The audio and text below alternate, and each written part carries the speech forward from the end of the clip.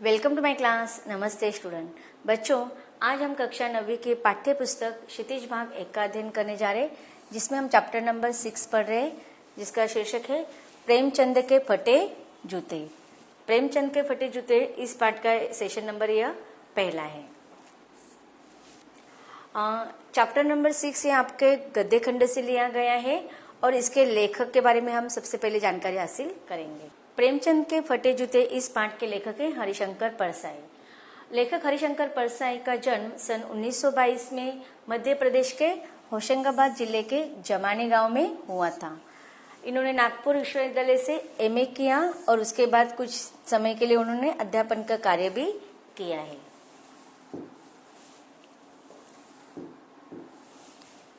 सन 1947 में स्वतंत्र लेखन करने लगे। जबलपुर से वसुधा नामक पत्रिका इन्होंने निकाली, जिसका हिंदी संसार में काफी सराहना हुई। सन 1995 में इनका निधन हो गया। हिंदी के व्यंग्य लेखकों में इनका नाम अग्रणी है। अब देखते हैं व्यंग्य लेखक। जैसे कि हमने देखे हैं कि इसके पहले भी लेसन में आपने सुना होगा कि साहित्य की अलग अलग विधाएं होती है, जैसे कि कहानी होती है, उपन्यास होते हैं, नाटक होते हैं, निबंध होते हैं। उसी प्रकार से व्यंग्य भी व्यंग्यात्मक शैली या व्यंग्यात्मक साहित्य की एक विधा है, जिसे व्यंग्य शैली कहा जाता है। और ऐसे व्यंग्यात्मक लेखकों में लेखक हरिशंकर परसाई इनका सर्वश्रेष्ठ नाम माना जाता है। परसाई जी की कृतियों के बारे में जानकारी हासिल कर लेते हैं। हंसते हैं, रोते हैं, जैसे उनके दिन फिरे या उनकी प्रमुख कहानी संग्रह माने जाते हैं। रानी नागफनी की कहानी, तट की खोज, यह इनका महत्वपूर्ण उपन्यास माने जाते हैं।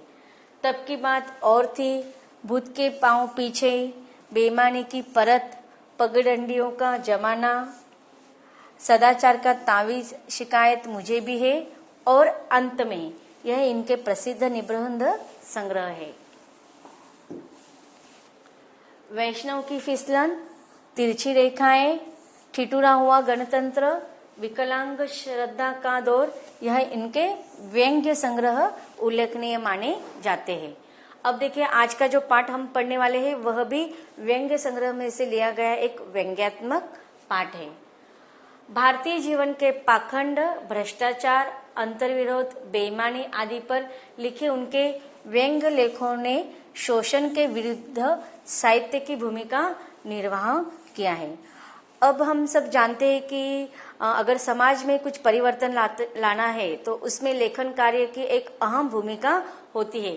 तो इसी लेखन कार्य के आधार पर इन्होंने भारतीय जीवन में जो पाखंडी, भ्रष्टाचार, बेईमानी जो आदि विषय है, उन्होंने व्यंग्यात्मक शैली में अपने लेखन कार्य के द्वारा समाज के अलग अलग विधाओं में, जैसे कि व्यंग्यात्मक लेखन शैली के रूप में हमारे सामने प्रस्तुत किए हैं।